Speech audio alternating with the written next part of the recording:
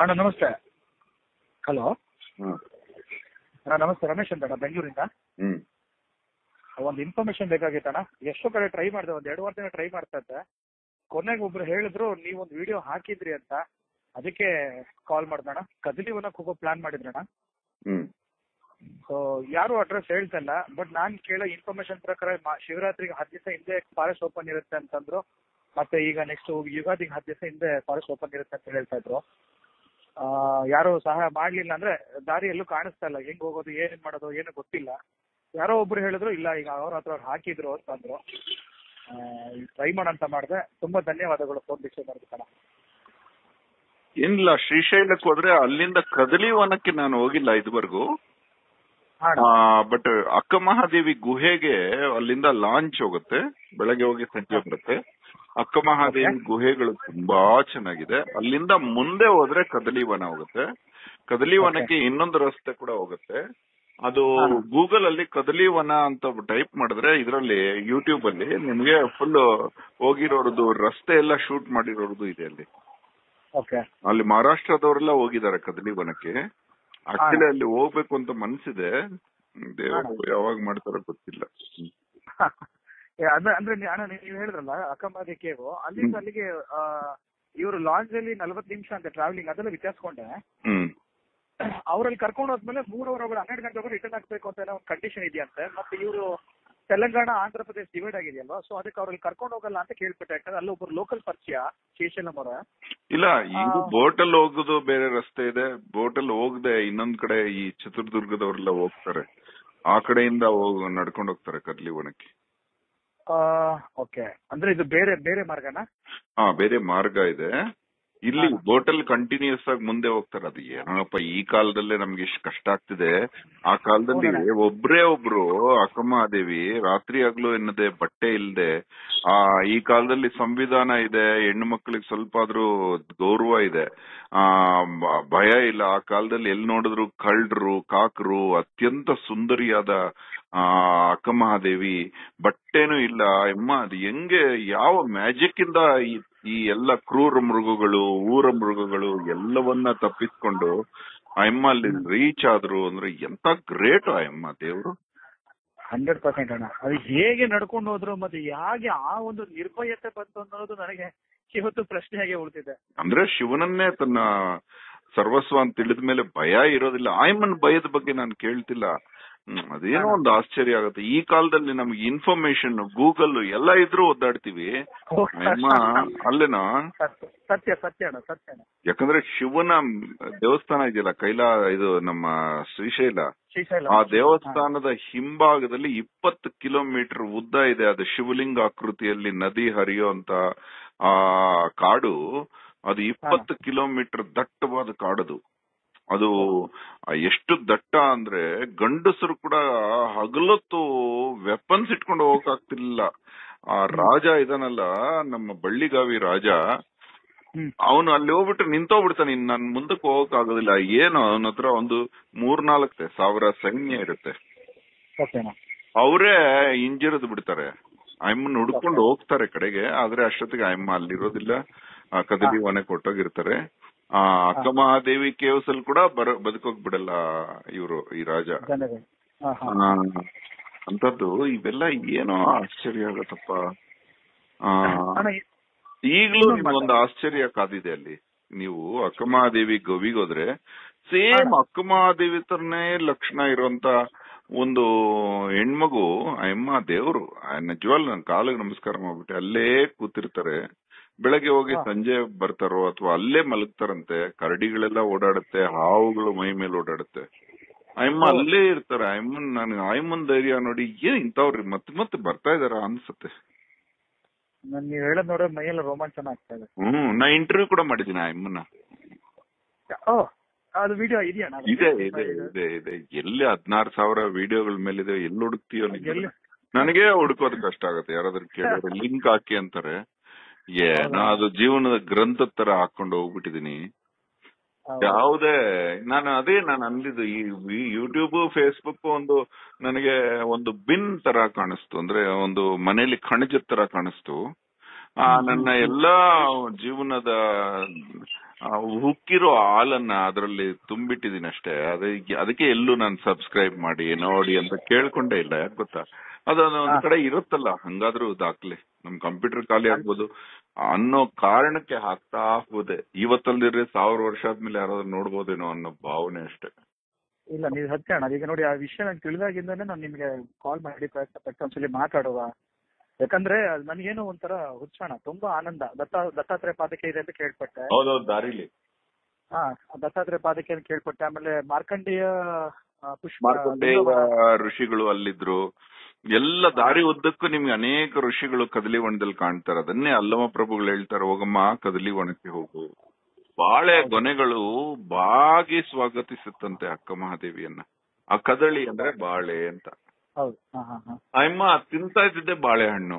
ಯಾಕಂದ್ರೆ ಬಗ್ಗಿ ಬಗ್ಗಿ ಕೊಡುವಂತೆ ಆ ಗಿಡಗಳು ಬಾಳೆಹಣ್ಣನ್ನ. ನನಗೆಲ್ಲ ಅದಕ್ಕೂ ಅದ್ಭುತ ಅನ್ಸಿದ್ದು ಒಂದು ಏನಂದ್ರೆ, ನಾನ್ ನೋಡಿ ಇವಾಗ ಮುದುಕ ಆಗ್ಬಿಟ್ಟಿದೀನಿ, ಕದಲಿವನ ಹೋಗಕ್ ಆಗತ್ತೋ ಇಲ್ವೋ ಗೊತ್ತಿಲ್ಲ. ನಿಮ್ ವಯಸ್ಸಲ್ಲಿ ನಮ್ಗೆ ಅನುಕೂಲ ಇರ್ಲಿಲ್ಲ. ಇದು ನಾನ್ ಶ್ರೀಶೈಲಕ್ಕೆ ಹೋದಾಗ ತುಂಬಾ ದುಃಖ ಆಗಿದ್ದು, ತಾತನ ಜೊತೆ ಚಿಕ್ಕ ವಯಸ್ಸಲ್ಲಿ ಹೋದಾಗ ನಾವು ಹಣೆ ಹಚ್ಚಿ ನಮಸ್ಕಾರ ಮಾಡಿದ್ವಿ. ಮತ್ತೆ ಮಕ್ಕಳ ಜೊತೆ ಹೋದಾಗ ಅವರು ಒಬ್ರಿಗೆ 5,000 ರೂಪಾಯಿ ಕೊಟ್ರೆ ಲಿಂಗ ಮುಟ್ಟಿಸ್ತೀವಿ ಅಂದ್ರು. ಅದಕ್ಕೊಂದು ಪದ್ಯ ಬರದೆ, ಕಾಣಲಿಲ್ಲ ಶಿವಲಿಂಗ, 5,000 ಕೊಟ್ರೆ ಕೊಡ್ತಾರಂತೆ, ಏನು ಕೊಟ್ರೆ ಎಲ್ಲಿ ಸಿಗ್ತೀಯಾ ಅಂತ ಕೇಳಿದಾಗ ಶಿವಲಿಂಗ ನನಗೆ ಹೇಳತ್ತೆ, ಅಕ್ಕ ಮಹಾದೇವಿ ಪೂಜಿಸಿರೋ ಶಿವಲಿಂಗ ಕಣೋ ನಾನು, ಅಲ್ಲಿಗೆ ಬಾ ಅಂತ ಹೇಳಿದ್ರು. ಅವತ್ತು ನಾನು ಹೋಗಿ ನೋಡಿದ್ರೆ 12 ವರ್ಷ ಆದ್ಮೇಲೆ ಅವತ್ತೇ ಬೋಟ್ ಲಾಂಚ್ ಆಗಿದೆ. ಫಸ್ಟ್ ಟೈಮ್ ಫಸ್ಟ್ ಬೋಟ್ ಅಲ್ಲಿ ಫಸ್ಟ್ ಟೈಮ್ ಹೋಗಿದ್ದೆ ನಾನು. ಹೋಗಿ ನೋಡಿದ್ರೆ ಆಯಮ್ಮ ಕೂತಿದಾರಲ್ಲಿ. ಆಯಮ್ಮ ಹೆಂಗಮ್ಮ ಬಂದೆ ಅಂದ್ರೆ, ನಾ ಇಲ್ಲೇ ಇರ್ತೀನಪ್ಪ ಅಂತ ಹೇಳಿದ್ರು ಅಮ್ಮ. ಹೋಗಿ ಒಳಗ್ ನೋಡಿದ್ರೆ ಅಲ್ಲಿ ನನಗ್ ಗೋಚರ ಆಯ್ತು ನೋಡ, ಉದ್ಭವ ಲಿಂಗ ಸುಮಾರೊಂದು ಹೆಬ್ಬೆರಳಿಗಿಂತ ಸ್ವಲ್ಪ ದೊಡ್ಡದು. ಗುಹೆ ಒಳಗಡೆ ನಾನು ದಪ್ಪ ಇದ್ದೀನಿ. ಅದ್ರೊಳಗೆ ಹೆಂಗ್ ತೂರಿದಿನೋ ಗೊತ್ತಿಲ್ಲ. ಆ ತೂರ್ಕೊಂಡು ಒಳ್ಳೆ ಹಾವು ತರ ಹೋಗ್ಬೇಕು ಆ ಗುಹೆಯಲ್ಲಿ. ಒಬ್ರು ಹೋದ್ರೆ ಇನ್ನೊಬ್ರು ಹೋಗಕ್ಕಾಗಲ್ಲ. ಗೈಡ್ ಕೂಡ ಆಚೆ ನಿಂತ್ಕೊಂಡು ಹೋಗ್ಬಿಟ್ಟು ಬನ್ನಿ ಅಂತಾನೆ. ಹೋಗಿ ನೋಡಿದ್ರೆ ಮೇಲ್ಗಡೆಯಿಂದ ಪ್ರಾಕೃತಿಕವಾಗಿ ತೊಟ್ಟಿಕ್ತಾ ಇದೆ ಶಿವಲಿಂಗದ ಮೇಲೆ ನೀರು. ಆ ಶಿವಲಿಂಗ ಕೂಡ ಪ್ರಕೃತಿಯಲ್ಲಾಗಿದೆ, ಯಾರು ಇಟ್ಟದ್ದಲ್ಲ. ಅದು ಆ ಎಮ್ಮನಿಗೆ ಕಾಣಿಸ್ಕೊಂಡಿದ್ದು ತುಂಗಭದ್ರಾ ನದಿ ಇದೆಯಲ್ಲ, ಅದು ಸಾರಿ ಆ ನದಿ ಇದೆಯಲ್ಲ, ಆ ನದಿ ಇದು ಹರಿವು ಮಾಡಿರೋ ಗುಹೆ ಅದು. ಅದು ಎಷ್ಟು ಚೆನ್ನಾಗಿದೆ ಅಂದ್ರೆ, ಒಂದು ಪರ್ಟಿಕ್ಯುಲರ್ ಲೆವೆಲ್ ವರೆಗೂ ಹೋಗಿದೆ. ಮತ್ತೆ ಅದು ಯೋನಿ ಪೀಠದ ತರ ಕಾಣುತ್ತೆ. ಅದು ಪ್ರಾಕೃತಿಕವಾದ ಯೋನಿ, ಭೂದೇವಿಯ ಯೋನಿ ತರ ಕಾಣುತ್ತೆ. ಅದ್ರೊಳಗಡೆ ಒಂದು ಲಿಂಗಾಕೃತಿ ಇದೆ. ಆ ಲಿಂಗಾಕೃತಿ ಕೆತ್ತಿದ್ದಲ್ಲ ಅದು ಫೀಲ್ ಆಗುತ್ತೆ ನಿನ್ಗೆ. ಅದು ಮುಟ್ಟಿದ್ರೆ ಒಂದು ಮನುಷ್ಯನ ಸ್ಪರ್ಶ ಆಗುತ್ತೆ ಆ ಶಿವಲಿಂಗ. ಅಂದ್ರೆ ನಮ್ ಸ್ಕಿನ್ ಫೀಲ್ ಆಗುತ್ತಲ್ಲ, ಅಂತ ಸ್ಪರ್ಶ ಅದು. ಅದ್ರ ಮೇಲೆ ತೊಟ್ಟಿಕ್ತಾನೆ ಇರುತ್ತೆ ನೀರು. ಅದು ಹಿಂಗೆ ಮಾಡಿದ್ರು ದೇವ್ರು. ಅದ್ರ ಮೇಲೆ ಯಾಕೆ ಬೀಳ್ಬೇಕು? ಒಂದ್ ಇಂಚ್ ಸೈಡ್ಗೂ ಬೀಳಲ್ವೋ ನೀರು? ಅದ್ರ ಮೇಲೆ ಬೀಳ್ಬಾರುತ್ತೆ. ಹಿಂಗದು ಭಗವಂತನ ಅದ್ಭುತ ಪ್ರಕೃತಿಯ ಅನುಭವ. ಆವಾಗ ತೃಪ್ತಿ ಆಗೋಯ್ತು. ಮಕ್ಕಳಿಗೆಲ್ಲ ಮುಟ್ಟಿಸ್ದೆ, ಇನ್ನು ಸಾರ್ಥಕ ಆಗೋಯ್ತು ನನಗೆ. ಈ ನಿಜವಾದ ಜ್ಯೋತಿರ್ಲಿಂಗ ಅದೇ ಕಣ. ನಿಮ್ ಮಾತು ಕೇಳ್ತಾನೆ ನನಗೆ ಖುಷಿ ಆಗ್ತಾ ಇದೆ. ಇನ್ನ ಅನುಭವ ಆದ್ರೆ ಇನ್ನೂ ಖುಷಿ ಆಗ್ಬಿಡುತ್ತೆ. ಅಣ್ಣ, ಮತ್ತೊಂದು ಸಣ್ಣ ವಿಷಯ. ನಿಮ್ಗೆ ನೀಲಕಂಠವರ್ಣಿ ಗೊತ್ತಿದೆ ಅಣ್ಣ? ಸ್ವಾಮಿನಾರಾಯಣ್ ಅಥವಾ ನೀಲಕಂಠವರ್ಣಿ? ನೀಲಕಂಠವರ್ಣಿ ಅಣ್ಣ ಏನಕ್ಕೆ? ಈಗ ಅವ್ರಿಲ್ಲ, ದೇಹದಲ್ಲಿಲ್ಲ. ಡೆಲ್ಲಿಲಿ ಅದು ಅಕ್ಷರಧಾಮ ಅಂತ ಇದೆ. ಅವ್ರನ್ನ ಸ್ವಾಮಿನಾರಾಯಣ್ ಅಂತ ಅವ್ರನ್ನ ಪೂಜೆ ಮಾಡ್ತಾರೆ. ಅವ್ರು ನೀಲಕಂಠವರ್ಣಿಯಾಗಿ ಹುಟ್ಟಿರ್ತಾರೆ. ಸೊ ಈ ರೀತಿ ಸಂಚಾರಿ ಮಾಡ್ಕೊಂಡು ಪಾದಯಾತ್ರೆ ಮಾಡ್ಕೊಂಡು 11ನೇ ವರ್ಷಕ್ಕೆ ಮನೆ ಬಿಟ್ಟು 17 ವರ್ಷ ತನಕ 7,000 ಕಿಲೋಮೀಟರ್ ಬರೀ ಪಾದಯಾತ್ರೆ ಕೇದಾರ್ನಾಥ್, ಬದ್ರಿನಾಥ್ ಹೀಗೆಲ್ಲ ಉತ್ತರ ಭಾರತನ ಫುಲ್ ಸಂಚಾರ ಮಾಡ್ತಾರೆ. ಮುಮುಕ್ಷಗಳಿಗೆ ಮುಕ್ತಿ ಕೊಡ್ಬೇಕು ಅನ್ನೋದೊಂದು ಕಾನ್ಸೆಪ್ಟ್ ಇಟ್ಕೊಂಡು ಅವ್ರು ಪೂರ್ತಿ ಇದು ಮಾಡ್ತಾರಂತೆ. ಸೊ ಅವ್ರದೊಂದಷ್ಟು ಬಯೋಗ್ರಫಿ ನಾನು ನೋಡಿದೆ. ಸೊ ಅದ್ ತಿಳ್ಕೊಂಡಾಗಿನ ನನ್ನ ಮನಸ್ಸು ಪೂರ್ತಿ ನನ್ನ ಮಾನಸ ಗುರು ತರ ಭಾವನೆ ಪೂರ್ತಿ ಅವರೇ ಇದಾರೆ. ಮತ್ತ ಅವರು ಸೂರ್ಯ ದೇವನ್ನ ಉಪಾಸನೆ ಮಾಡಿದ್ರು. ಅವಾಗ ಯಾವ್ದೇ ವನ ಹೋಗಿದ್ರು, ನಾರದ ವನ, ಈ ತರ ಮುಕ್ತಿನಾಥ್, ಸತೋಪಂತ್, ಈ ತರ ಎಲ್ಲ ಕಡೆ ಹೋಗಿದ್ರಲ್ವಾ. ಸೊ ಮಾನಸ ಸರೋವರ ಕೂಡ ಹೋಗ್ತಾರೆ. ಎಷ್ಟೋ ಒಂದು ಕಷ್ಟಗಳ ಸಮೇತ ಅವರು ದಾಟಿ ಒಂದ್ ಕಡೆ ಹೋಗಿ ಕೊನೆಗೆ ಒಂದ್ ಮಾತು ಹೇಳ್ತಾರಂತೆ. ಆ ಹಂಸಗಳೆಲ್ಲ ಬಂದು ಅವ್ರಿಗೆ ತಾವರೆ ಹೂವು ಹಾಕತ್ತೆ. ಅವಾಗ ಹೇಳ್ತಾರೆ, ಮುಂದಿನ ಒಂದು ಪಶ್ಚಿಮ ದಿಕ್ಕಲ್ಲಿ ನಾನು ಹುಡ್ತೀನಿ, ಅವಾಗೆಲ್ಲ ನೀವು ಏನು ಹಂಸ ಇದ್ರೆ ಮುಂದೆ ಪರಮಹಂಸ ಆಗಿ ನಾನು ನಿನ್ನ ಭೇಟಿ ಮಾಡ್ತೀನಿ, ಈಗ ಹೊರಡಿ ಅಂತಂದಾಗ ಒಂದಷ್ಟು ಹಂಸಗಳೆಲ್ಲ ಹೊರಟ್ಬಿಡ್ತವೆ. ಯಾಕೆ ಈ ವಿಷಯ ಹೇಳಿದೆ ಅಂತಂದ್ರೆ, ನನ್ನ ಮನಸ್ಸು ಪೂರ್ಣವಾಗಿ ಸಂಚಾರದಲ್ಲೇ ಇರ್ಬೇಕು ಅಂತ ಅನಿಸ್ತಾ ಇದೆ. ಮತ್ ಹೀಗೆ ಎಲ್ಲ ಸಂಚಾರ ಮಾಡ್ಕೊಂಡಿರ್ತಾ ಇದ್ದೇನೆ. ಅವಾಗ ದೇವಸ್ಥಾನಗಳ ಅಥವಾ ಯಾವ್ದೋ ಸಾಧಕರ ದರ್ಶನ, ಏನೋ ಒಂಥರ ಒಂದು ಒಳ್ಳೆ ಅನುಭವ ಆಗ್ತದೆ. ಸೊ ಆ ಅನುಭವಕ್ಕೆ ನಿಮ್ ಕಡೆಯಿಂದ ಒಂದೆರಡು ಮಾರ್ಗದರ್ಶನದ ಮಾತು ಬೇಕಾಗಿತ್ತು. ಅವರೆಲ್ಲ ಸಾಧನೆ ಮಾಡಿದ್ದಕ್ಕಲ್ವಾ ಇವತ್ತು ಅಕ್ಷರಧಾಮ ಪ್ರಪಂಚದಲ್ಲೇ ಅತ್ಯಂತ ಎತ್ತರದ ಸುಂದರ ದೇಗುಲ ಆಗಿದೆ. ಬೇಲೂರು ಹಳೆಬೀಡಲ್ಲಿ ಬಂದು ಅವರು ಅಧ್ಯಯನ ಮಾಡ್ಕೊಂಡೋಗಿ ಅದೇ ರೀತಿ ದೇವಸ್ಥಾನ ಕಟ್ಟಬೇಕು ಅಂತ ಕಟ್ಟಿದ್ದಾರೆ. ಅದೇ ರೀತಿ ಕಟ್ಟಬೇಕು ಅಂತಾನೆ ಬಾಂಬೆಲ್ ಕೂಡ ದಾದರ್ಲಿ ಈಸ್ಟ್ ಅಲ್ಲಿ ಒಂದ್ ದೇವಸ್ಥಾನ ಕಟ್ಟಿದಾರೆ ಅವರು. ಅದ್ರಲ್ಲಿ ತಿರುಗುವ ಕಂಬ ಇದೆ, ಅದನ್ನು ವಿಡಿಯೋ ಮಾಡಿದ್ದೆ ನಾನು. ಕಂಬ ತಿರುಗತ್ತೆ, ನಾವು ತಿರುಗಿಸ್ಬೋದು ಮನುಷ್ಯರು, ಅದನ್ನ ತಿರುಗಿಸಿರೋದು ಇವೆಲ್ಲ ಅದ್ಭುತಗಳು ಮಾಡಿದ್ದಾರೆ. ಆದ್ರೆ ನೋಡಿ ಅದ್ರಲ್ಲೇ ಏನ್ ನೋಡ ಅಷ್ಟು ಬೆಳೀತು ಅಂದ್ರೆ ಇವತ್ತು ಯಾವುದೇ ಒಂದು ಮಠಮಾನ್ಯಗಳಲ್ಲಿ ಅತ್ಯಂತ ಐಶ್ವರ್ಯವಂತವಾದದ್ದು ಅಂದ್ರೆ ಈ ನೀಲಕಂಠ ವರ್ಣಿ ಅವ್ರದ್ದು, ಸ್ವಾಮಿನಾರಾಯಣದು. ಆದ್ರೆ ಅದರಲ್ಲಿ ಕೆಲವರು ಕೆಟ್ಟವರು ಸೇರ್ಕೊಂಡ್ರು. ಅಂದ್ರೆ ಕೆಟ್ಟವರು ಅಂದ್ರೆ ಪಾಪ ಸೇರೋವಾಗ ಒಳ್ಳೆಯವರಾಗಿರ್ತಾರೆ, ಆದ್ರೆ ಆ ಕಾಮಕ್ರೋಧ ಲೋಭ ಮೊಹಮ್ಮದ ಮತ್ಸರಗಳು ಬಾಧಿಸಿ ಆ ತಪ್ಪುಗಳನ್ನ ಮಾಡಿ ಅವರು ಸಿಕ್ಕಾಕೊಂಡ್ಬಿಟ್ರು. ಯಾರಿಗೂ ತಪ್ಪಿದ್ದಿಲ್ಲ. ತಪ್ಪು ಮಾಡಿದವರಿಗೆ ದುಷ್ಟ ಶಿಕ್ಷಣ ಶಿಷ್ಟ ರಕ್ಷಣಾ ಅನ್ನೋದು ಪ್ರತಿಯೊಂದು ಸಂಘಟನೆಯಲ್ಲೂ ಆಗುತ್ತೆ. ಇಸ್ಕಾನ್ ಆಗ್ಲಿ ಅದಾಗ್ಲಿ ಯಾವ್ದ್ರಲ್ಲೂ ಬಿಡೋದಿಲ್ಲ. ಹೀಗೆ ಇವಾಗ ನೋಡು ಚಿತ್ರದುರ್ಗದ ವ್ಯಕ್ತಿ ಅರೆಸ್ಟ್ ಆಗಿದ್ದು, ಇವೆಲ್ಲ ಒಳ್ಳೆ ಅದ್ ನೋಡಿದ್ರೆ ಮುರುಘಾ ಮಠ ಅಂದ್ರೆ ಸಾಮಾನ್ಯ ಮಠ ಅನ್ಕೊಂಡಿದ್ಯಾ? ಒಂದು ಕಾಲದಲ್ಲಿ ಚಿತ್ರದುರ್ಗದಲ್ಲಿ ರೆವಲ್ಯೂಷನ್ ಆಗತ್ತೆ. ಏನು ಬಿಚ್ಚುಗತ್ತಿ ಭರಮಣ್ಣ ನಾಯಕ ಪಳ್ಳಿಚೋಡಲ್ಲಿ ಹುಟ್ಟುಬಿಟ್ಟು ಒಬ್ಬ ಸಾಮಾನ್ಯ ಬಾಲಕನಾಗಿ ಹುಟ್ಟಿ ಅವನು ವೀರತ್ವ ಮೆರೆದು ಅವನಿಗೆ ಈ ಮುರುಘಾ ಮಠ ಅಂದ್ರೆ ಅವ್ರ ಕೈಯಲ್ಲಿರೋ ದಂಡ ಸುತ್ತಿರುತ್ತೆ. ಅದಕ್ಕೆ ಮುರುಘಾ ಶ್ರೀಗಳು ಅಂತಾರೆ. ಆ ವ್ಯಕ್ತಿ ಇವ್ರಿಗೆ ಈ ಹುಡುಗನಿಗೆ ಭವಿಷ್ಯ ನುಡಿತಾನೆ, ನೀನ್ ರಾಜ ಆಗ್ತೀಯಪ್ಪ ಅಂತ. ಆ ಹುಡುಗ ನಿಜವಾಗ್ಲೂ ರಾಜ ಆದಾಗ ಆ ಸಂತನನ್ನ ಕರ್ಕೊಂಡ್ ಬಂದು ಬಲವಂತವಾಗಿ ಮಠ ಕಟ್ಟಿಸ್ತಾರೆ. ಅಂದ್ರೆ ಆ ಸಂತನಿಗೆ ಇಷ್ಟ ಇರೋದಿಲ್ಲ ನಿಮ್ಮಂತ ಅವ್ರು ಇರ್ಬೇಕು ಅಂತ. ಅಂದ್ರೆ ಒಳ್ಳೆ ಇಂಟೆನ್ಷನ್ ಇಂದ ಶುರುವಾಗುತ್ತೆ, ಆದ್ರೆ ಕೆಟ್ಟ ಕುಳ ಸೇರ್ಕೊಂಡ್ಬಿಡ್ತೀವಿ. ಇವಾಗ ನೋಡು, ಸೇರ್ಕೊಂಡು ಅವ್ರಿಗೂ ಶಿಕ್ಷೆ ತಪ್ಪಿದ್ದಲ್ಲ. ಅದಕ್ಕೆ ಹೇಳಿದ್ದು ಒಳ್ಳೆಯದ್ರೊಳಗಡೆ ಹುಳುಗಳು ಬದುಕೋದಿಲ್ಲ ಅಲ್ವಾ? ಅದರಿಂದ ಕೆಟ್ಟದ್ರೊಳಗಡೆ ಒಳಿತು ಬೆಳೆಯತ್ತೆ. ಹೆಸರಿನಲ್ಲಿ ಕಮಲ ಬೆಳೆದಂಗೆ ಒಳ್ಳೇದ್ರೊಳಗಡೆ ಕೆಟ್ಟದ್ದು ಬೆಳೆಯಕ್ ಸಾಧ್ಯ ಇಲ್ಲ ಅಂತ. ಹಂಗೆ ಸ್ವಾಮಿನಾರಾಯಣ ಸೆಕ್ಟಲ್ಲೂ ಅನೇಕ ತೊಂದರೆಗಳಾಯ್ತು, ಎಲ್ಲ ಬಿಡಿಸ್ಕೊಂಡ್ ಬಂದ್ರು. ಬಟ್ ಆ ಮೂಲ ಪುರುಷರ ತ್ಯಾಗ ಇಲ್ಲ ಅಂದ್ರೆ ಯಾವ್ದು ಬೆಳೆಯಲ್ವೋ.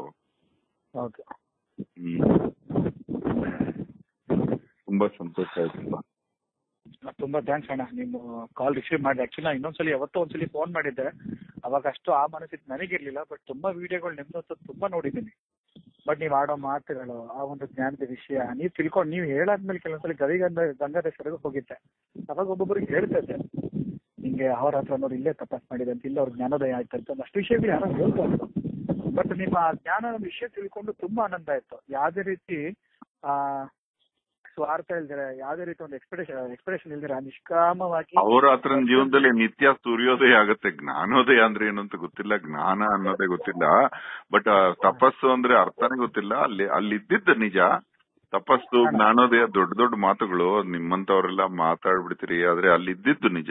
ತಪಸ್ಸಿನಂತೆ ಇದ್ನೋ ಏನೋ ಗೊತ್ತಿಲ್ಲ. ಯಾಕಂದ್ರೆ ಅಲ್ಲಿ ತುಂಬಾ ಎಷ್ಟು ಅದ್ಭುತವಾದ ಫೀಲಿಂಗು. ಎಷ್ಟೋ ಸಲ ರಾತ್ರಿ ಆಗ್ಲೂ ಇದ್ದಿದ್ದು ಉಂಟು ಅಲ್ಲಿ. ಆ ದೇವಸ್ಥಾನ ಅಹೋರಾತ್ರನನ್ನ ಹುಚ್ಚನನ್ನಾಗಿ ಮಾಡಿದ ದೇವಸ್ಥಾನ. ದೇವರ ಹುಚ್ಚು ಕಲಿಸಿದ್ದಲ್ಲೇ, ಭಯ ಬಿಟ್ಟಿದ್ದು ಅಲ್ಲೇ. ನಿಮ್ಮ ಜ್ಞಾನಕ್ಕೆ ನನಗೆ ಇಲ್ಲಿಂದ ನಾವು ಪ್ರಣಾಮ, ಸಾಷ್ಟಾಂಗ ನಮಸ್ಕಾರಗಳು. ಮೈ ರೋಮಾಂಚನ ಆಗತ್ತೆ. ನೀನು ಗಂಗಾಧರೇಶ್ವರನ ಜ್ಞಾಪಿಸ್ಬಿಟ್ಟೆ. ಜ್ಞಾಪಿಸೋದಕ್ಕೆ ಮರೆಯೋದೇ ಇಲ್ಲ, ಆದ್ರೆ ಅವನು ಯಾವಾಗ್ಲೂ ಮನ್ಸಲ್ಲಿರ್ತಾನೆ.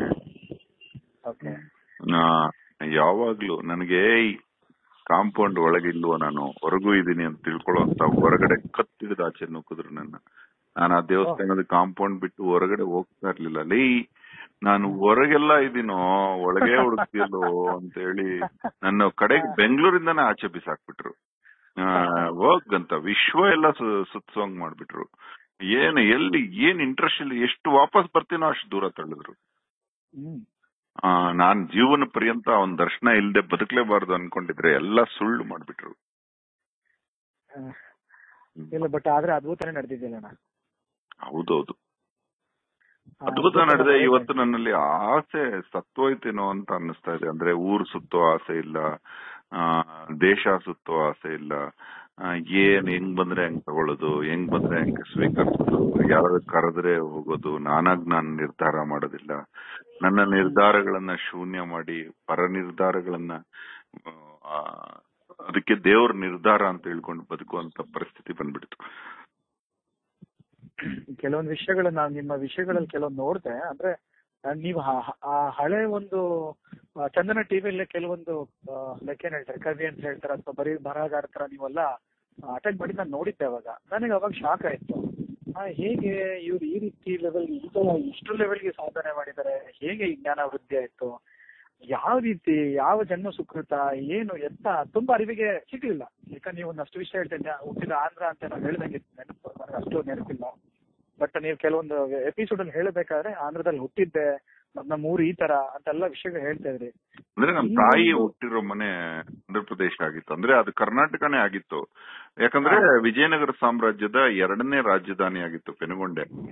ಅದು ಅಲ್ಲಿ ನಾನು ಹುಟ್ಟಿದ್ದು. ಆದ್ರೆ ನಾನು ಬೆಳೆದಿದ್ದು ಓದಿದ್ದೆಲ್ಲ ಕರ್ನಾಟಕನೇ, ಬಾಗೇಪಲ್ಲಿ ತಾಲೂಕು, ಕೋಲಾರ ಜಿಲ್ಲೆ, ಪಾತಪಾಳ್ಳಿ ಅಂತ, ಇವಾಗ ಚಿಕ್ಕಬಳ್ಳಾಪುರ ಜಿಲ್ಲೆ. ಅಂದ್ರೆ ಅದೆಲ್ಲ ಬಾರ್ಡರ್ ಈ ಒಂದ್ ಹೆಜ್ಜೆ ನಡೆದ್ರೆ ಈ ಊರು, ಒಂದ್ ಹೆಜ್ಜೆ ನಡೆದ್ರೆ ಆ ಊರು, ಅದು ಒಂದೇ ಕಡೆ ಎಲ್ಲ. ಹಂಗ್ ಲೆಕ್ಕ ಮಾಡಿದ್ರೆ ನಮ್ ಕರ್ನಾಟಕದ ನಾನ್ ಬೆಳೆದ ಊರಲ್ಲಿ ತೆಲುಗು ಜಾಸ್ತಿ ಮಾತಾಡ್ತಾರೆ, ಹುಟ್ಟಿರೋ ಊರಲ್ಲಿ ಕನ್ನಡ ಜಾಸ್ತಿ ಮಾತಾಡ್ತಾರೆ. ಹಂಗೆ ನಿಮ್ಮ ಒಂದು ಸಾಧನೆಗೆ ಪ್ರೇರಣೆ ಅಂದ್ರೆ ಪ್ರೇರಣೆ ಗೊತ್ತಿಲ್ಲ. ಇವೆಲ್ಲ ಹುಟ್ಟು ಗುಣಗಳು. ಇದು ಸುಟ್ಟರೋಗುತ್ತಾ, ಅದೇನೋ ಅಂತಾರಲ್ಲ ಬೇವಿನ ಬೀಜ ಹಾಕ್ಬಿಟ್ಟು ಬೇವು ನೀನು ಬೇವಾಗಲು ಪ್ರೇರಣೆ ಏನು ಅನ್ನಂಗಿದೆ ಅದು.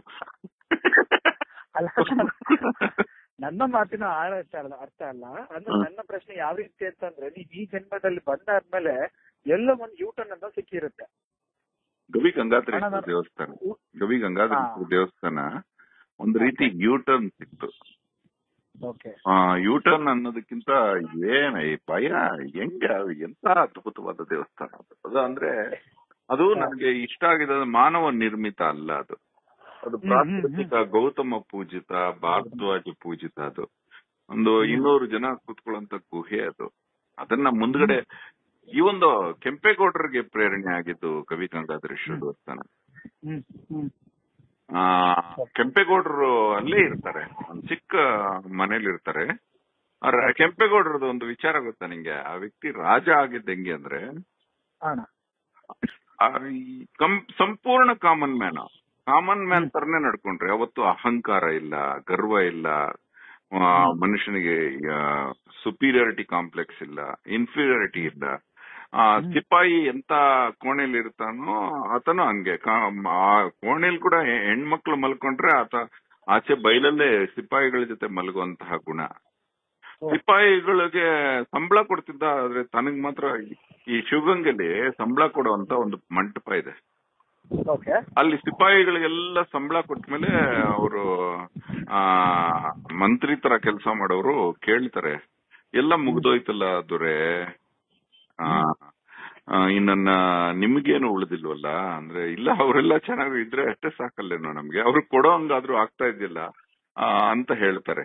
ಟಂಕಸಾಲೆ ಶುರು ಮಾಡ್ತಾರೆ. ಆ ವ್ಯಕ್ತಿನ ಮನೆಯ ಸೊಸೆನೆ ಅಯ್ಯಪ್ಪನ ಮಾವನ್ನ ದೇವನ ತರ ಪೂಜೆ ಮಾಡಿ ಕೆಂಪಾಂಬುದಿ ಕೆರೆಯಲ್ಲಿ ಹೋಗ್ಬಿಟ್ಟು ಕೆರೆಗೆ ಹಾರ ಹಾಕ್ತಾರೆ. ನಮ್ಮ ಮಾವನ ಕಾರ್ಯ ಸ್ಥಗಿತ ಆಗ್ಬಾರ್ದು ಅಂತ ಗರ್ಭಿಣಿ ಹೆಣ್ಣು ತನ್ನಷ್ಟಕ್ಕೆ ತಾನೇ ಬಲಿ ಆಗ್ಬಿಡ್ತಾರೆ. ಮೂಢನಂಬಿಕೆಯ ಜನರ ಮಾತು ಕೇಳ್ಕೊಂಡು ಇನ್ನು ಕೆರೆ ಕಟ್ಟೆ ನಿಲ್ತಾ ಇಲ್ಲ, ಊರ್ ಬಾಗಿಲು ನಿಲ್ತಾ ಇಲ್ಲ, ಬೆಂಗಳೂರು ನಿಂತೋಗಿದೆ. ಅಂದ್ರೆ ಆ ಮಗು ಮುಗ್ಧ ಮಗು 16 ವರ್ಷ 17 ವರ್ಷ ಅದನ್ನೇ ನಂಬಿಟ್ಟು ರಾತ್ರಿ ಹೋಗ್ಬಿಟ್ಟು ಗರ್ಭಿಣಿ ಹೆಣ್ಣು ಕೆರೆಗೆ ಅಷ್ಟೊತ್ತಿಗೆ ಗಂಡ ಸೈನ್ಯದಲ್ಲಿ ಇರ್ತಾನೆ. ಸೈನ್ಯದಲ್ಲಿ ಸಾಮಾನ್ಯ ಸಿಪಾಯಿ ತರ ಇರ್ತಾನೆ ಕೆಂಪೇಗೌಡರ ಮಗ. ಅಂದ್ರೆ ಅವರೆಲ್ಲ ಎಷ್ಟು ಸಿಂಪಲ್ ಫ್ಯಾಮಿಲಿ. ಅಂತಹ ಕೆಂಪೇಗೌಡರು ಪೂಜಿಸಿರುವಂತಹ ಗಂಗಾಧರೇಶ್ವರ ತನ್ನ ಬೆಳವಣಿಗೆ ಆದ ತಕ್ಷಣ ಮುಂಭಾಗದಲ್ಲಿ ಪ್ರಾಕಾರ ನಿರ್ಮಾಣ ಅದನ್ನ ಸ್ವಲ್ಪ ಡೆವಲಪ್ ಮಾಡ್ತಾರೆ. ಅಂದ್ರೆ ಸ್ವಲ್ಪ ಚೆನ್ನಾಗ್ ಕಾಣೋ ತರ ಮಾಡ್ತಾರೆ. ಈ ಕಲ್ಲಿಂದು ಪಿಲ್ಲರ್ಸ್ ಎಲ್ಲ ಸುಭದ್ರ ಮಾಡಿ ಎಲ್ಲ ಚೆನ್ನಾಗ್ ಮಾಡ್ತಾರೆ ಅವರು. ಆದ್ರೆ ಅವರು ನಿಜವಾಗ್ಲೂ ಸರಿಯಾಗಿ ಮೂಲ ರಾಜರು ಇವಾಗ ಹೇಳಿದಿಲ್ಲ ನೀಲಕಂಠ ವರ್ಣಿ ಅಂತ, ಮೂಲದವರು ಯಾರು ಪವಿತ್ರವಾಗಿಲ್ದೇ ಇದ್ರೆ ಮೇಲ್ ಬರಕ್ ಆಗಲ್ವೋ. ಸತ್ಯ. ಮತ್ತೆ ಅಳಿಯ ರಾಮರಾಯ ಮೋಸ ಮಾಡ್ತಾನೆ ಕೆಂಪೇಗೌಡರಿಗೆ. ಇವ್ರ ಮಾತು ಕೇಳ್ಕೊಂಡು, ಪಾಳೆಗಾರರ ಮಾತು ಕೇಳ್ಕೊಂಡು ಈ ಮನುಷ್ಯ ನಿಮ್ಮನ್ನ ಮೀರ್ಸೋಕ್ ಪ್ರಯತ್ನ ಪಡ್ತಾರೆ, ತುಂಬಾ ಪಾಪ್ಯುಲರ್ ಆಗ್ತಿರ್ತಾರೆ ಬೆಂಗಳೂರಲ್ಲಿ, ನಿಮ್ಮ ಹಂಪಿಗಿಂತ ಚೆನ್ನಾಗಿ ಸುಂದರವಾಗಿ ಬೆಂಗಳೂರು ರೂಪಿಸಿದ್ದಾರೆ ಅಂದ್ರೆ ಅವ್ರನ್ನ ಅರೆಸ್ಟ್ ಮಾಡಿ ಟಂಕಸಾಲೆ ಮಾಡ್ತಾ ಇದಾರೆ ಅಂತ ನಿಂದೆ ಹಾಕ್ಬಿಟ್ಟು ಅರೆಸ್ಟ್ ಮಾಡ್ಬಿಡ್ತಾರೆ. ಪೂರಾ ಬೆಂಗಳೂರಲ್ಲಿರೋರೆಲ್ಲ ಫ್ರೀ ಆಗಿ ದುಡಿದು ಕೊಟ್ಟರು ಬಿಡುಗಡೆ ಆಗೋದಿಲ್ಲ, ಅಷ್ಟು ದುಡ್ಡು ಕೇಳ್ತಾನೆ ಅವನು ಅಳಿಯ ರಾಮರಾಯ. ಮುದುಕ 95 ವರ್ಷ ಮುದುಕ, 1500 ಪತ್ನಿಯರು, 1600ಕ್ಕೂ ಹೆಚ್ಚು ಹೆಂಗಸರನ್ನ ಮದುವೆ ಆಗಿರ್ತಾನೆ ಆ ಮುದುಕ. ಅಷ್ಟು ಜನಕ್ಕೂ ಬಂಗಾರದ ಮಂಚಗಳು ಮಾಡ್ತಿರ್ತಾನೆ, ಪ್ರತಿ ಮಂಚಕ್ಕೂ ವಜ್ರಗಳನ್ನ ನವರತ್ನಗಳನ್ನ ಪೋಣಿಸಿರ್ತಾನೆ. ಅಷ್ಟು ದುರಹಂಕಾರಿ ಅವನು. ಅವನು ಸೆರೆಲ್ಲಿ ಇಟ್ಬಿಡ್ತಾನೆ ಕೆಂಪೇಗೌಡರನ್ನ 5 ವರ್ಷ. ಈ ಅಮ್ಮ ಕೆಂಪೇಗೌಡರ ಧರ್ಮಪತ್ನಿ ಎಷ್ಟು ದುಡ್ಡು ತಗೊಂಡೋಗೋದ್ರು ಬಿಡಲ್ಲ. ಮೋಸ ಲೂಟೆ ಮಾಡ್ತಾ ಇರ್ತಾನೆ ಬೆಂಗಳೂರು. ನಾವು ಹೇಳ್ತೀವಿ ಅದು ಶುರುವಾಗಿದ್ದು ಹಕ್ಕಬುಕ್ಕರಿಂದ, ಪವಿತ್ರವಾಗಿತ್ತು ಹಂಪಿ. ಕಡೆಗೆ ಅಳಿಯ ರಾಮರಾಯನ್ ಕೈಗೆ ಬಂದ ತಕ್ಷಣ ಅವನು ಅದನ್ನೆಲ್ಲ ಮರ್ತು ಬಿಟ್ಟ. ಕೃಷ್ಣದೇವರಾಯರ ಸಾಧನೆಯನ್ ಮರ್ತು ಬಿಟ್ಟ, ಎಲ್ಲಾ ಮರ್ತು ಬಿಟ್ಟು ಅವನು ದುರಹಂಕಾರ ಮೆರೆದು ಬಿಟ್ಟ.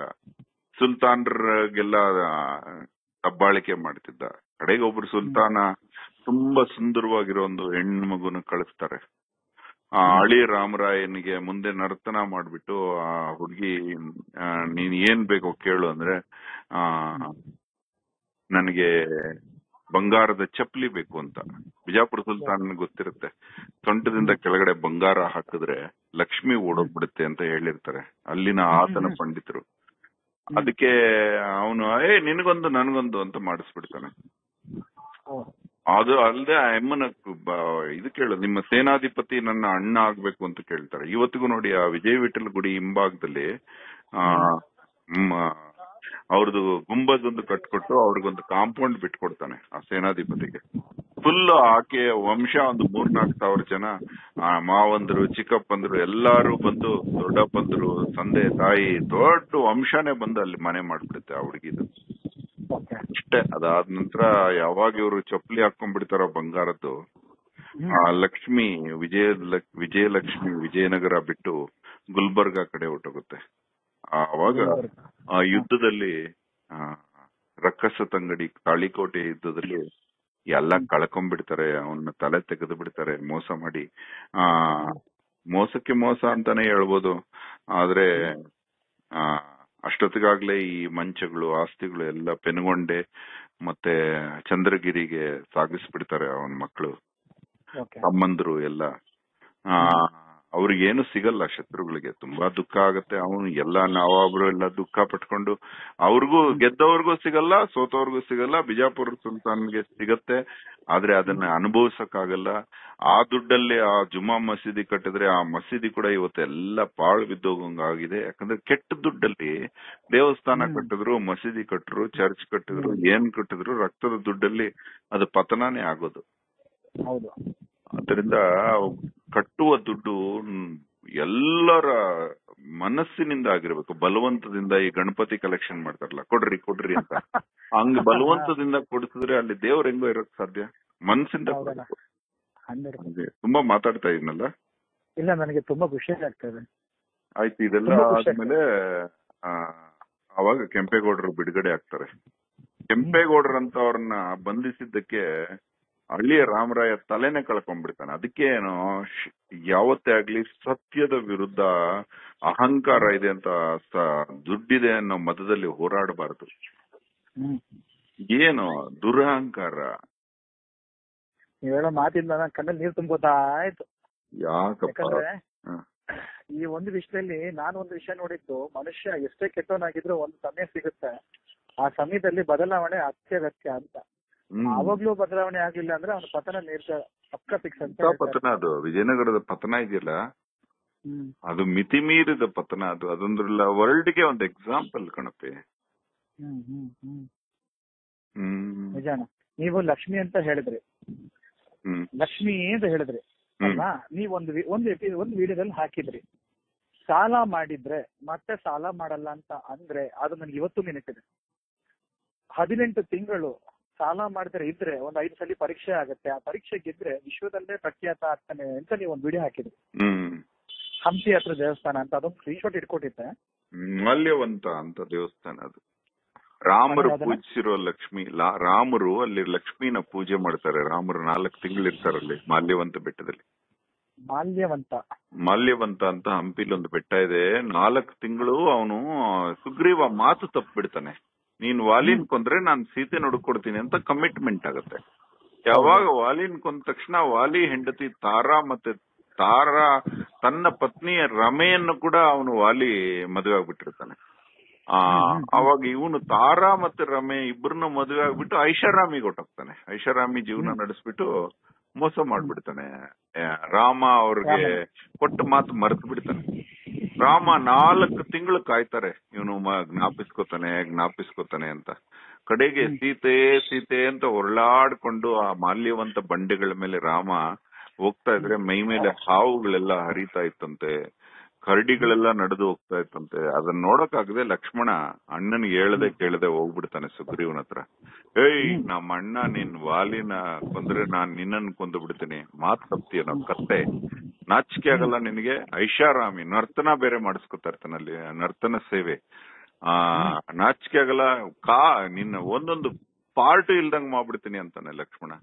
ಆ ಕೋಪಕ್ಕೆ ಭಯ ಆಗ್ಬಿಟ್ಟು ಇಮ್ಮಿಡಿಯೇಟ್ಲಿ ಓಡಿ ಬರ್ತಾನೆ ಸುಗ್ರೀವ.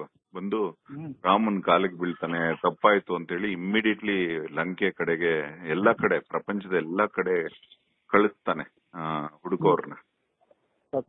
ಅವಾಗ ಶುರುವಾಗೋದು ಇದು ಎಲ್ಲ ನಡೆದಿದೆ ಅಲ್ಲಿ. ಅದಕ್ಕೆ ಮಾಲ್ಯವಂತ ಬೆಟ್ಟದ ಮೇಲೆ ಹೋದ್ರೆ ನನಗೆ ಮೈಯೆಲ್ಲ ರೋಮಾಂಚನ ಆಗುತ್ತೆ, ನಖಶಿಖ ಅಂತ. ಯಾಕಂದ್ರೆ ರಾಮ ಹೊರಳಾಡಿದ ಬಂಡೆಗಳವು. ಇವತ್ತು ವಿದೇಶಿಗರು ಬಂದು ಅಲ್ಲಿ ಅಡ್ಗೆ ಮಾಡ್ಕೊಂಡು ಅಲ್ಲೇ ಇರ್ತಾರೆ ಆ ಫೀಲಿಂಗ್ಗೋಸ್ಕರ. ಎಂತ ಆನಂದ, ನಾನು ಕೇಳ್ತಾ ಇದ್ರೆ ಆನಂದ. ಹೌದು, ಕೇಳ್ತಾ ಇದ್ರೆ ಆನಂದ, ಖುಷಿ ಅಂದ್ರೆ ಖುಷಿ. ಅಲ್ಲಿ ಹೋಗಿ ಆ ಲಕ್ಷ್ಮಿ ಹತ್ರ ಸಾಲ ಇರೋರು ಇನ್ನು ಮುಂದೆ ಸಾಲ ಮಾಡಲ್ಲ, ಆಸೆಗಳಿಗೆ ಮಾಡ್ಬಿಟ್ವಿ, ತಪ್ಪಾಯ್ತಮ್ಮ ಅಂತ ಹೇಳಿದ್ರೆ ಸಾಲ ಇಲ್ದಂಗ ಆಗ್ಬಿಡ್ತಾರೆ. ಮತ್ತೆ ಜನ ಸಾಲ ಮಾಡೇ ಮಾಡ್ತಾರೆ. ಯಾಕಂದ್ರೆ ಮನುಷ್ಯ ಯಾವ್ದನ್ನೇ ಆಗ್ಲಿ ಸರಿಯಾಗಿ ಜ್ಞಾಪಕ ಇಟ್ಕೊಳ್ಳೋದು ಕಷ್ಟ ಸುಖನ 48 ದಿವಸನೇನಂತೆ. 48 ದಿವಸ ಆದ್ಮೇಲೆ ಸತ್ತವರನ್ನು ಮರೆತು ಬಿಡ್ತಾನೆ, ದುಃಖವನ್ನು ಮರೆತು ಬಿಡ್ತಾನೆ, ಸುಖನೂ ಮರೆತು ಬಿಡ್ತಾನೆ. ಆಗಿರೋದ್ರಿಂದ ಅಲ್ಲಿ ಪ್ರತಿಜ್ಞೆ ಮಾಡಿರೋದೇ ಮರೆತು ಬಿಟ್ಟು ಇದೇ ಅಲ್ಲ ಸಾಲ ಮಾಡ್ಬಿಡ್ತಾರೆ. ಅದು ಹೋಗೋದು. ಅದಕ್ಕೆ ಮುಖ ತೋರ್ಸಕ್ಕಾಗಲ್ಲ. ಹೌದೌದು ಅಣ್ಣ, ನಂದೊಂದ್ ಕಡೆ ನಂದೊಂದ್ ಮಿಸ್ಟೇಕ್ ಆಗಿತ್ತಣ್ಣ. ಕೇಳಿದ್ದೆಲ್ಲ ಭಗವಂತ ಕೊಟ್ಟಣ. ಅದು ಬೇಕು ಅಂದ್ರೆ ಅದು ಕೊಟ್ಟ, ಇದು ಬೇಕು ಅಂದ್ರೆ ಇದು ಕೊಟ್ಟ, ಇಲ್ಲಿವರೆಗೂ ಏನೇನ್ ಬೇಕೋ ಎಲ್ಲ ಕೊಟ್ಟ. ಈಗ ನನಗೆ ಏನೂ ಬೇಡ ಅನ್ಸ್ತಾ ಇದೆ, ಆದ್ರೆ ಈಗ ಅವ್ನು ತಮಾಷೆ ನೋಡ್ತಾ ಇದ್ದಾನೆ, ಮಾಡು ಅನುಭವ. ಇಲ್ಲ ಬೇಕು ಅನ್ನೋದು ತಪ್ಪು, ಬೇಡ ಅನ್ನೋದು ತಪ್ಪು. ಅದರಿಂದ ಇನ್ ಮುಂದೆ ಏನು ಬೇಡ ಅನ್ನೋದು ಬಿಟ್ಬಿಡು. ಬೇಕು ಬೇಡ ಎರಡು ಬೇಡ, ಇವೆರಡರ ಗೊಡವೆ ಬೇಡ, ಇವೆರಡರಿಂದ ಎಡವ ಬೇಡ, ನಡೆಯಬೇಕು ಒಡೆಯ ನಡೆಗೆ, ಪಡೆಯಬೇಕು ಗರುಡ ಪದವ ಅಂತ. ಬೇಕು ಅನ್ನೋದು ಬಿಟ್ಬಿಡು, ಬೇಡ ಅನ್ನೋದು ಬಿಟ್ಬಿಡು. ಬೇಕು ಎಡಕ್ಕೆ ಬಿಟ್ಬಿಡು, ಬೇಡ ಬಲಕ್ಕೆ ಬಿಟ್ಬಿಡು, ಮುಂದೆ ನಡೀತಾ ಇರು. ನಿಮ್ಮ ಮಾತಿನ ಅರ್ಥ ಪ್ರೆಸೆಂಟ್ ಮತ್ತೆ ಬೇಡ ಅನ್ಬಾರ್ದು. ಈ ಬೇಡ ಅಂದ್ರೆ ದುಃಖ ಆಗುತ್ತೆ. ನೀನ್ ಯಾರ ಮನೆಗೆ ಹೋಗಿ ಕಾಫಿ ಬೇಕು ಅಂತೇಳು, ನಿನ್ನ ದುಃಖ ಕೊಡೋದಿಲ್ಲ. ಯಾರ ಮನೆಗೆ ಹೋಗಿ ಅವ್ರು ಕಾಫಿ ಕೊಡ್ತೀನಿ ಅಂದ್ರೆ ಬೇಡ ಅಂತೇಳು, ಅವಾಗ್ಲೂ ದುಃಖ ಆಗುತ್ತೆ ಅವ್ರಿಗೆ. ಅವ್ರಿಗೆ ಬೇಕು ಬೇಡ ಅಂದ್ರೆ ಎರಡರಲ್ಲೂ ಕೊಟ್ಟದನ್ನ ಸ್ವೀಕರಿಸು, ಕೊಡದೇ ಇದ್ರೆ ಸುಮ್ನಿರು. ಎಂತ ಮಾತು. ಅದ್ಭುತ. ಅಲ್ಲ, ನನಗೆ ಈ ಮಾತು ಅದ್ಭುತ. ಇಲ್ಲ, ಇನ್ಮೇಲೆ ಹಾಗೆ ಅಭ್ಯಾಸ ಮಾಡ್ಬೇಕಾಗತ್ತೆ. ನಿರ್ಭಯ ಕಲಿಬೇಕಾಗಿದೆ. ನಿರ್ಭಯ ಇಲ್ಲಣ್ಣ, ನನಗೆ ಭಯ. ನಿಮ್ಮ ವಿಡಿಯೋಗಳು ನೋಡಿದಾಗ ನನ್ಗೆ ಅಷ್ಟು ವಿಷಯ, ಎಲ್ಲಿಂದ ಇಂಥ ಧೈರ್ಯ, ಯಾವ ರೀತಿ ಧೈರ್ಯ, ಏನೇ ಬಂದ್ರು ಫೇಸ್ ಮಾಡೋ ಧೈರ್ಯ, ಯಾಕೆ ಇದಕ್ ಬರ್ತಾ ಇಲ್ಲ? ಏನೋ ಶೋಷಣೆ, ಇನ್ನೂ ಭಯಗಳಿದೆ ಅಹೋರಾತ್ರನಿಗೆ. ಆ ಭಯಗಳು ನಿನ್ ವಿಡಿಯೋದಲ್ಲಿ ಹೇಳ್ಬಿಟ್ರೆ ನಾನು ಆಡಿಯೋದಲ್ಲಿ ಮತ್ತೆ ಆ ಭಯಗಳ ವೀಕ್ನೆಸ್ ತಗೋತಾರೆ ಜನ. ಭಯ ಪೂರ್ಣಕ್ ಒಂದು ದಿವಸ ಮುಕ್ತಿ ಕಣ. ಓಕೆ, ನಿರ್ಭಯ ಅಂದ್ರೆ ನಿನ್ ಪ್ರಕಾರ ಪೂರ್ಣ ಅಂತೀರಾ? ಹೌದು, ಪೂರ್ಣ. ಭಯನೇ ಇದ್ದೇ ಇರೋ ಬದುಕು ಬೇರೆ ಕಣ.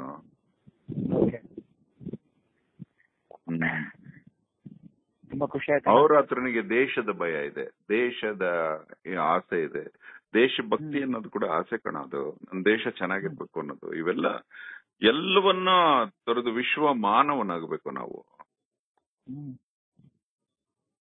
ಎಲ್ಲ ಏನು ಇವಾಗ ನಮ್ಮ ಜನ ಚೆನ್ನಾಗಿರ್ಬೇಕು, ನನ್ನ ದೇವಸ್ಥಾನ ಚೆನ್ನಾಗಿರ್ಬೇಕು, ನನ್ನ ಸುತ್ತಮುತ್ತಲು ಸ್ವಚ್ಛವಾಗಿರ್ಬೇಕು, ಇವು ಕೂಡ ಆಸೆನೆ ಕಣ. ಇದ್ದಂಗಿದ್ರೆ ಇಟ್ಟಂಗಿದ್ರೆ ಬುದ್ನಂಗಾಯ್ತಾರಂತಪ್ಪ.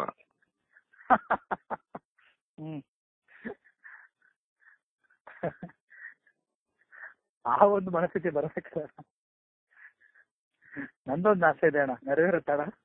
ನೋಡು, ಏನ್ ಬೇಕು ಅಂದ್ರೆ ಅದು ಸಿಗತ್ತೆ, ಬೇಡ ಅಂದ್ರೆ ದುಃಖನೇ ಅಲ್ಲೇನು. ಅಲ್ಲ, ನನಗೆ ಭಗವಂತನೇ ಬೇಕು. ಅದೇ ಸಿಗೋದಿಲ್ಲ. ನೀನು ಭಗವಂತ ಬೇಕು ಅನ್ನೋರ್ಗು ಸಿಗಲ್ಲ. ಅವನು ಹೋಗಲ್ಲೇ ಅಂದ್ರೆ ಸಿಕ್ಬಿಡ್ತಾನೆ. ಹೆಂಗ್ ಗೊತ್ತಾ, ಮುಟ್ಟುವಾಟ. ನೀನು ಮುಟ್ಟೋಕ್ ಅಟ್ಟಿಸ್ಕೊಂಡ್ ಬರೋವರೆಗೂ ನಾನು ಓಡ್ತೀನಿ, ನೀನ್ ಸುಸ್ತಾಕ್ ನಿಂತ್ಕೊಂಡ್ರೆ ನಾನು ನಿಂತ್ಕೋತೀನಿ ಅಲ್ವಾ?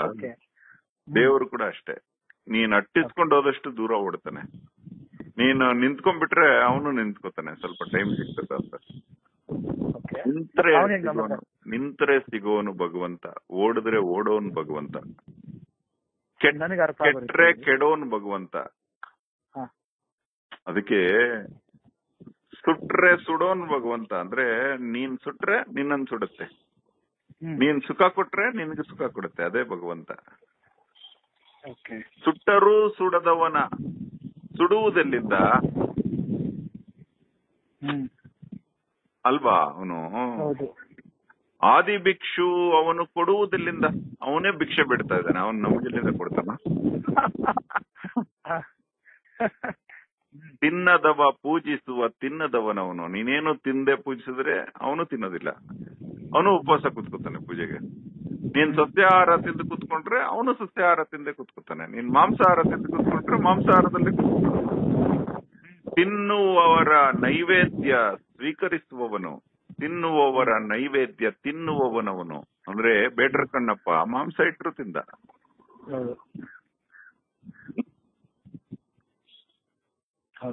ಬೇಕು ಬೇಡಗಳನ್ನೆರಡೂ ಬಿಟ್ಟಾಕ್ಬೇಕಾಗಿದೆ. ಏನ್ ಬರುತ್ತೋ ಅದನ್ನ ಸ್ವೀಕಾರ ಮಾಡ್ಬೇಕಾಗಿದೆ. ಏನ್ ಆಕ್ಚುಲಿ ನಾವು ಎಷ್ಟೊತ್ತು ಮಾತಾಡಿದೀವೋ ನಮಗೆ ಗೊತ್ತಿಲ್ವಲ್ಲೋ. 35 ನಿಮಿಷ ಮಾತಾಡಿದೀವೋ. ಏನೋ ಭಗವಂತನ ಇಚ್ಛೆ ಇವತ್ತಿತ್ತು ಅನ್ಸುತ್ತೆ. ಇವತ್ತು ನಿಮ್ ಜೊತೆ ಮಾತುಕತೆ ಆಗಿದೆ, ತುಂಬಾ ಒಳ್ಳೆ ಒಳ್ಳೆ ವಿಷಯಗಳು ಸಿಕ್ಕಿದೆ. ನನಗೆ ಜ್ಞಾನದ ವಿಷಯ ತುಂಬಾ ಅವಶ್ಯಕತೆ ಆಗಿದೆ. ಎಲ್ಲಿ ಇವೆಲ್ಲ ನಿನ್ನೊಳಗೆ ಉತ್ಪತ್ತಿ ಆಗ್ಬೇಕು. ಪರಜ್ಞಾನ ಎಷ್ಟು ಸರ್, ಅದೇನು ಉಪಯೋಗ ಇಲ್ಲ, ಅದು ಮರ್ತು ಬಿಡ್ತೀಯ 48 ದಿವಸದಲ್ಲಿ. ಇದು ನಿನ್ನೊಳಗೆ ಉತ್ಪತ್ತಿ ಆಗ್ಬೇಕು. ಮತ್ತೆ ಯಾಕೆ ಹೇಳಿದ್ದು ಅಂತ ಕೇಳ್ಬಿಡ. ಇದೊಂದು ಆಡಿಯೋ ಶಾಶ್ವತವಾಗಿ ಉಳಿಯತ್ತೆ, ಕೇಳ್ದವ್ರಿಗೆ ಉಪಯೋಗ ಆಗುತ್ತೆ. ನಿನ್ನಲ್ಲೇ ಹುಟ್ಟಿದ ಜ್ಞಾನ ಯಾವತ್ತಿಗೂ ಹೋಗೋದಿಲ್ವೋ. ಹೊರಗಡೆಯಿಂದ ಬಂದ ಜ್ಞಾನ 48 ದಿವಸ ಇರತ್ತಷ್ಟೇ ನಿನ್ನಲ್ಲಿ, ಒಂದು ಮಂಡಲ. ಕೊನೆಯದಾಗಿ ನನಗೆ ಯಾವ್ದೇ ಒಂದು ಮಾರ್ಗದರ್ಶನ, ಈ ಸಾಧನೆ ಇಷ್ಟೊತ್ತು ಹೇಳಿದ್ದೆಲ್ಲ ವೇಸ್ಟ್ ಆಗೋಯ್ತು. ರಾಮ ಸೀತೆಗೆ ಸಂಬಂಧ ಕೇಳ್ತಿಯಲ್ಲೋ, ರಾಮಾಯಣ ಕತೆ ಎಲ್ಲ ಕೇಳಿ. ಅಂದ್ರೆ ನನ್ನ ಮಾತಿನ ಅರ್ಥ, ಈ ಒಂದು ಸಮಸ್ಯೆಯಲ್ಲಿ, ಈ ಒಂದು ಲೌಕಿಕ ಜಂಜಾಟದಲ್ಲಿ, ಈಗ ಬೇಕು ಬೇಡಗಳನ್ನ ಬಿಡೋ ಸಮಯದಲ್ಲಿ ಯಾವ ರೀತಿ ಇದ್ರೆ ಒಂದು ಒಳ್ಳೇದು ಅಂತ ಪ್ರಪಂಚದಲ್ಲಿ. ಎಲ್ಲ ಹೇಳಿದ್ಮೇಲೂ ಬಿಡು ಬಿಡು ಬಿಡು ಬಿಡು ಬಿಡು ಸಾಕು ಬಿಡು, ಇಷ್ಟು ವಿಡಿಯೋಸ್ ಇದು ಆಡಿಯೋ ಸಾಕು.